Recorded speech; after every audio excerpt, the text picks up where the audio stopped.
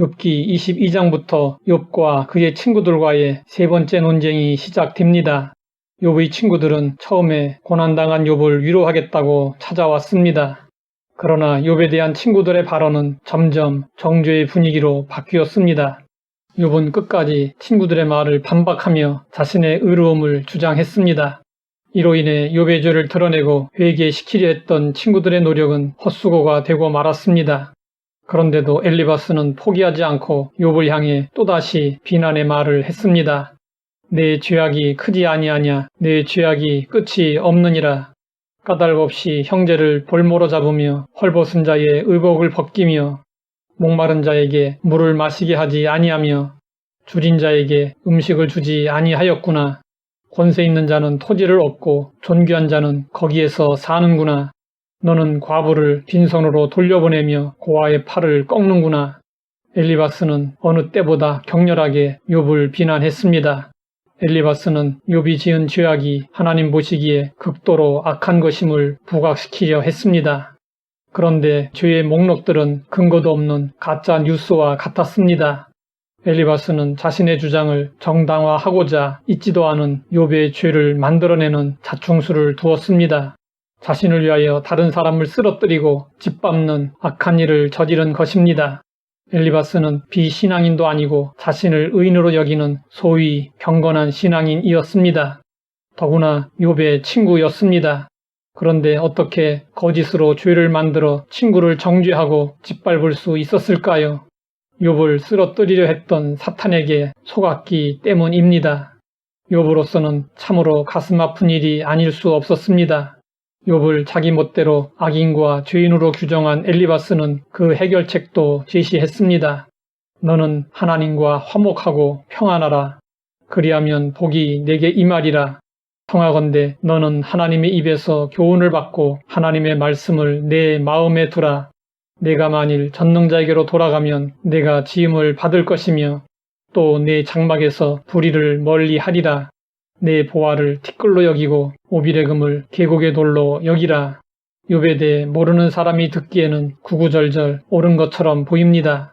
그러나 엘리바스가 내놓은 해결책은 욥과는 전혀 상관없는 것이었습니다. 욥에 대한 진단이 잘못되었기 때문에 해결책도 역시 잘못되었습니다. 욥은 자녀들을 위해 번제를 드림으로 속죄받음을 믿고 있었습니다. 그런데 엘리바스가 욥에게 제시한 하나님께로 돌아가는 방법에는 하나님의 은혜와 대속이 없었습니다. 엘리바스가 제시한 구원은 자기 노력에 의한 행위 구원이었습니다. 욥기는 욥에 대한 하나님의 판단으로 시작되었습니다. 욥은 온전하고 정직하여 하나님을 경외하며 악에서 떠난 자였습니다. 하나님은 욥을 동방 사람 중에 가장 훌륭한 자라고 평가하셨습니다. 그리고 욥기의 마지막 42장에서도 하나님은 친구들이 비난한 욥을 변호해 주셨습니다. 그런데 사람들은 자신들의 기준과 판단으로 하나님으로부터 의롭고 온전하다고 평가받은 욥을 무지막지하게 정죄했습니다. 욥의 친구들을 통해 깨닫게 되는 것은 사람의 판단은 불완전하다는 사실입니다. 사람들은 율법의 잣대를 가지고 쉽게 남을 판단하고 정죄합니다. 그러나 그 판단과 정죄는 불완전합니다. 하나님의 자비와 긍휼, 은혜가 빠진 판단은 결코 올바른 판단이 아닙니다. 그러므로 우리는 다른 사람을 함부로 판단하지 말아야 합니다. 또한 자신에 대해서도 함부로 판단하지 말아야 합니다. 바울은 판단에 대해 이렇게 말했습니다. 너희에게나 다른 사람에게나 판단받는 것이 내게는 매우 작은 일이라. 나도 나를 판단하지 아니하노니 내가 자책할 아무것도 깨닫지 못하나 이로 말미암아 의롭다함을 얻지 못하노라. 다만 나를 심판하실 이는 주 신이라. 바울은 사람들의 판단이 불완전함을 잘 알고 있었습니다. 그래서 사람들에게 판단받는 것에 크게 개의치 않았습니다. 또한 자신에 대해서도 판단하지 않았습니다. 남들에 대한 판단이 불완전하다면 자신에 대한 판단도 다를 바 없습니다. 잘못된 판단으로 교만해질 수도 있고 낙심하고 좌절할 수도 있습니다. 우리를 정확히 판단하실 분은 완전하신 하나님밖에 없습니다. 우리는 사람들의 판단에 너무 예민하게 반응할 필요가 없습니다. 또한 자신에 대해서도 지나치게 과하거나 박하게 판단할 필요가 없습니다. 모든 판단을 하나님께 맡기고 하나님의 눈길을 의식하며 살아야 합니다.